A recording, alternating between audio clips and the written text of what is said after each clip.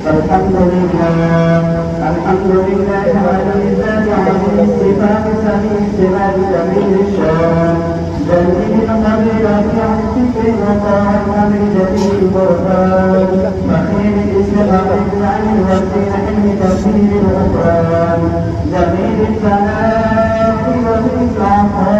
وجيل الطاعات عليم الإحسان سبيل الحساب سبيل العقاب عليم العذاب عليم السلطان ونشهد أن لا إله إلا الله وحده لا شريك له في الخلق والأمر ونشهد أن سيدنا ومولانا محمدا عبده ورسوله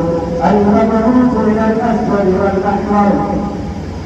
المبعوث بشرف الصبر ورفع الذكر وصلى الله عليه وعلى آله وأصحابه الذين هم خلافة العرب العرباء وخير الخلائق إمام الأنبياء أما بعد فيا أيها الناس وحدوا الله فإن التوحيد رأس الطاعة واتقوا الله فإن التقوى بناء الحسنات وعليكم بالسنة فإن السنة تهدي إلى الإطاعة ومن أطاع الله ورسوله فقد رشد واهتدى وإياكم والبدع فإن البدعة تهدي إلى المعصية ومن يعص الله ورسوله فقد ضل ضلالا وعليكم بالصدق فإن الصدق يهدي والكذب يهدي وعليكم بالإحسان فإن الله يحب المحسنين ادعوه فإن